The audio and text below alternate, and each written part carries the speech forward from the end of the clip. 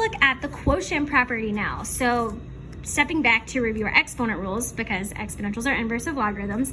If I have, this was product rule from before, let's look at quotient rules. So if I have x cubed divided by x squared, what is my rule with these exponents? I subtract x cubed minus x squared to give me one base. Instead of having two bases, I'm condensing it into one, which would just be x to the first power, right? So the rule for exponentials is when I'm moving from two bases to one and I'm dividing, I actually subtract those exponents. Same rules apply. I must have the same base, right? And it must be following these particular laws. So let's look at an example for logarithms. So same concept here. If I have one logarithm that was divided, I could expand this into two logarithms, log b and log b. And m goes in front and n goes in back, and I subtract these. Okay, one thing to note that's different than up here, order doesn't matter for the product property. Why does the order not matter? Like, it doesn't matter if I put n here and m here. Why? Because addition order doesn't matter. Order does matter for the quotient property. Remember when we always star division or subtraction? It's because the order matters. I've got to make sure I have m in front of n, otherwise my signs are going to be different and they're not going to be equivalent expressions, okay? So same concept here. We're going to work through the blue ones together, and I'm going to have you do 8 and 11 on your own and check your answers.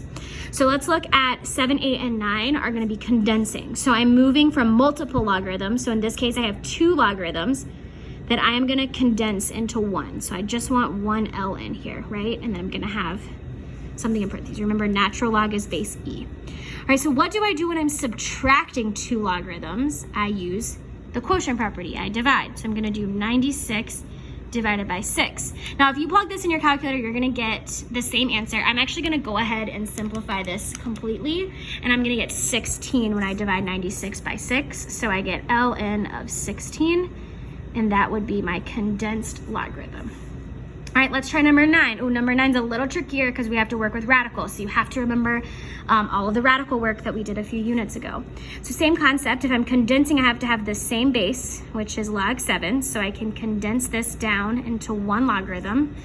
And then if I'm subtracting these two logs, I need to divide using the quotient property. So it's going to be square root 40 over square root 5. All right, well, how do I simplify dividing by radicals? So there's several ways. You can either get the conjugate and get rid of that 5, but easier would be to go ahead and divide these, right? They're both inside the radical, so that means when I divide, I get square root of 8. Can I simplify square root of 8? Yep.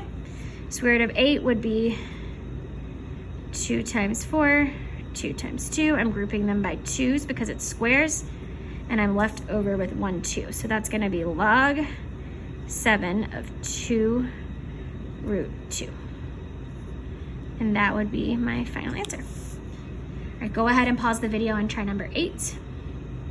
And we'll go ahead and move on to expanding using the quotient property. So same concept, same rule. We're just gonna split this up. So if I have log base 3, I want to expand this into 2 logarithms. All right, and what is the rule if I was using the quotient property? I need to subtract these two things. Okay, so what two things would divide to give me 8? So what two things divide to give me 8? Well, several things. I could have, let's see, we could have 24 and 3. 24 divided by 3 is 8. I could have 16 and 2. 32 and 4, right? Any two things that divide to give you 8 will work here and be equivalent. So let's just use the first one, 24 and 3. And 3. Just double check, 24 divided by 3 is 8, and you're subtracting because it says to use the quotient rule. That is correct. All right, let's look at number 12. Okay, well, if these are stacked on top of each other and I'm trying to create two logs, so I'm gonna keep my base the same. This is a common log, so log and log. If I'm using the quotient rule, I'm gonna subtract these. Order matters, so make sure you have the numerator first and then the denominator second. And that is all you can do to simplify these because we don't know what x is. All right, great. So go ahead and pause the video or stop this video, try 8 and 11 and check your answers on the last page of the handout. And then click on the next video for power property.